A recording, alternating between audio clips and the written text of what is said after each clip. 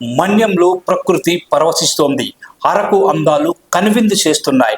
వెండి మబ్బులు గాల్లో తేలుతున్న అక్కడి ఆహ్లాదకర వాతావరణం, అందమైన దృశ్యాలు కనువిందు చేస్తున్నాయి. అరకు లోయతో పాటు లంబసింగి, వంజంగిలోని ఈ మేఘాల కొండలు మైమరిపిస్తున్నాయి. ఆకాశమే దిగి వచ్చిందా అన్నట్లు ఈ అద్భుత దృశ్యాలు ఔరా అనిపిస్తున్నాయి. అరకులో ఉన్నామా, ఆకాశంలో విహరిస్తున్నామా అనే అనుమానాలు కలిగిస్తున్నాయి. మన అరకు వ్యాలీ ఇప్పుడు ఇంకా చాలా డెవలప్ కూడా అయింది.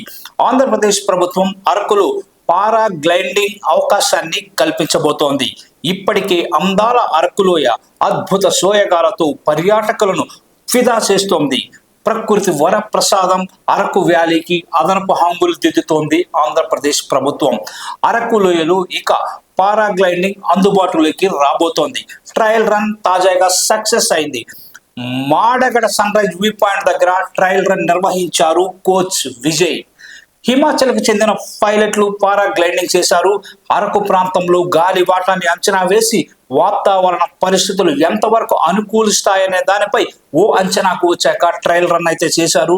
ట్రయల్ రన్ సక్సెస్ కావడంపై కోచ్, పైలట్లు హర్షం వ్యక్తం చేస్తున్నారు. అరకు లోయ పారాగ్లైడింగ్ ఎంతో అనుకూలంగా ఉందన్నారు. అన్ని ఏర్పాట్లు చేస్తున్నారు. ఈ నెలాఖరులో నిర్వహించే అరకు ఉత్సవాల నాటికి పారాగ్లైడింగ్ అందుబాటులోకి తీసుకురానున్నారు. థర్డ్ హాట్ 8 బెలూన్ రైళ్లు, పారా మోటార్ రైడింగ్ అడ్వెంచర్తో అరకు వ్యాలీ గత కొన్ని నెలలుగా పర్యాటకుల సాహస క్రీడలకు అహప్పుగా మారింది. ఇప్పుడు ఉత్సవాలకు పారాగ్లైడింగ్ ప్రత్యేక ఆకర్షణగా ఉండబోతోంది.